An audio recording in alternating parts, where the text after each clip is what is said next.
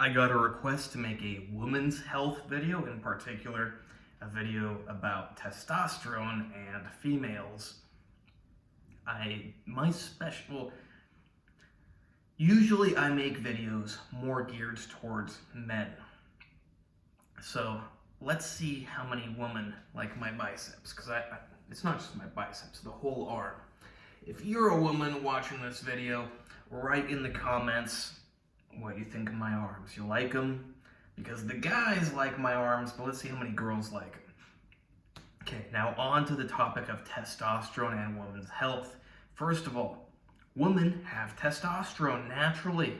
It's not just men. We all have lots of different hormones in our body. These are steroid hormones. Testosterone, dihydrotestosterone, estradiol, estrone, progesterone, pregnenolone. We've got all sorts of steroid hormones in our body. The word steroids sounds scary to a lot of people. You've got steroids in you right now. I got steroids in me right now. We've all got steroids in us. If you don't, you're dead. Okay, so there we have it. Men and women both have testosterone. Now, men do have more. Would women benefit from raising their testosterone? When they are young, typically no. When they are older and postmenopausal, possibly. Now, I'm an expert on hormone replacement therapy for men, not for women, but I can give some general remarks. It could be a good idea for a postmenopausal woman to supplement with testosterone, estradiol, progestins. Here's why. Because when you go through menopause, your ovaries are no longer producing estrogens and a slew of other hormones like you used to.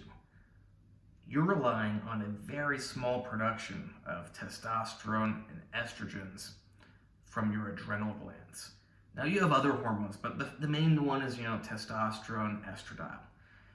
And you have very low levels of these things. In fact, including your progesterone, there's a lot of things.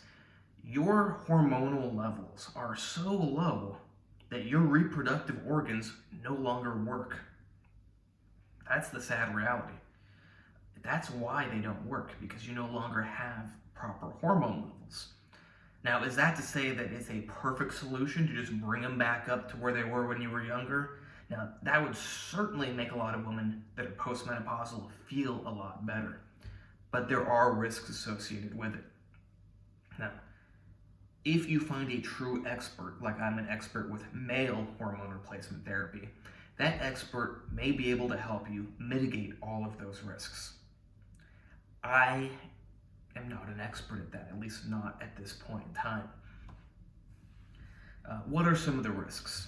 Some of the risks could include, cancer, hemorrhaging, blood clots. There's a lot of stuff, but the main scary one is cancer. I'm not saying that it's super likely, but you gotta carefully balance your hormones. And there is probably a reason why women's hormones shut off when they do. Having high levels of estrogen, although some people would argue, and I would even say that, hormones don't really cause cancer, but they can really fuel the cancer. So you get that little tiny seed of cancer, and you got high estrogen and other hormones. Now, the point of this video is not to go into detail about all the hormones. Estrogen often causes things to grow in women. Progesterone shrinks them down oftentimes. But everything is different and everything reacts differently. Not the point of this video to talk about all the details. People would argue, hormones aren't going to cause cancer. It's like, well, they may not cause it, but maybe you would have this little micro cancer. But then when you take the hormones, the cancer just starts growing and becomes a real problem. Maybe you would have that little micro cancer and your body would get rid of it, but when you introduce the hormones, now it's growing at a rate that's too fast for your body to get rid of. As we know, women are more prone to a lot of cancers than men. A lot of that is due to the different hormones in women. So yes, there are risks to hormone replacement therapy as a postmenopausal woman. But potentially, if you find a true expert on it, I'm not talking about your local endocrinologist, I'm talking about someone who's truly an expert on it. It's like men that I work with. They've been to endocrinologists, they've been to these testosterone clinics. Most of them don't know what they're doing.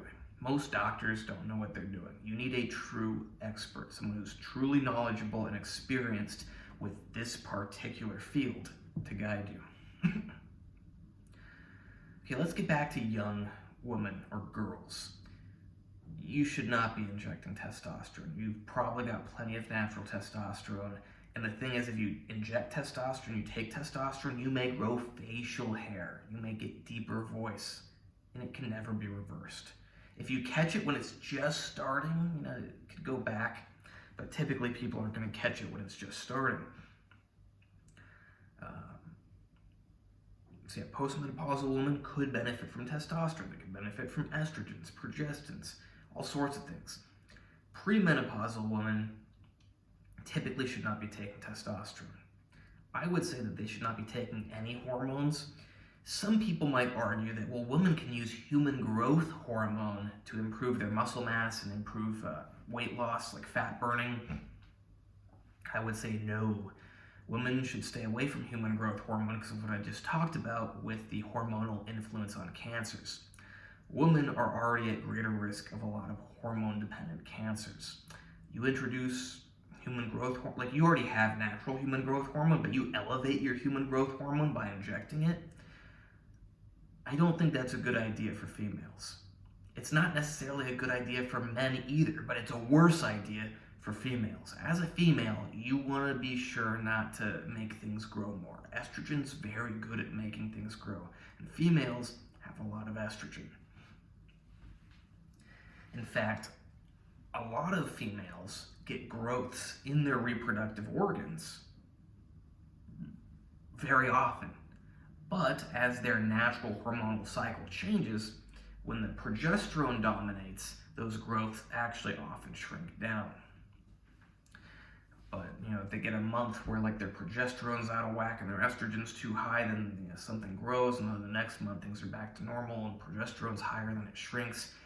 I'm not saying this is always the case, but I've seen it happen. Females will often get growths that shrink back down. And sometimes when they're not shrinking back down and you take progestins, they will shrink back down. Sometimes no, sometimes yes. But yeah, as a female, well, I'm not a female, but for females, as a female, if you're a female, I would stay away from human growth hormone, insulin, testosterone. Now, testosterone, not because it's going to give you cancer. It would probably actually reduce your risk of cancer, but you don't want to turn into a man unless you want to turn into a man. If you want to turn into a man, that's going to work really good for you, but hopefully you don't want to turn into a man, and you want to stay away from testosterone. Now, what can a female do that would have the minimum impact to their health, but would increase muscle mass or strength? Although I don't recommend it, there are some options. Number one, oxandrolone. As I said, I do not recommend you do this, but oxandrolone builds much more muscle for the amount of masculinization. So, testosterone, it's like the masculinization and the muscle are very closely tied. Oxandrolone, muscle a lot more, masculinization a lot less. So there's a certain, say you got to get to right here, like the bottom of my neck, to start turning into a man. Testosterone, once you get this much muscle building, you're turning into a man because the masculinization's right there. Oxandrolone, it's like you're getting, you can get up to that much muscle building before you cross that threshold to start turning into a man. It's much more anabolic than it is androgenic. It's still dangerous. Everybody's different. You don't know how much it's going to take for you to start turning into a man. Now, you're not going to literally turn into a man, but you're going to grow facial hair, your voice can get deeper. It's not good. Obviously, you'll never be a man because you're a girl. but you can start looking and sounding like a man, and you probably don't want that. And it's mostly irreversible. If you catch it in the very early stage and stop it, it might go back, but you're probably going to catch it once it's too late. So I would just say stay away from everything.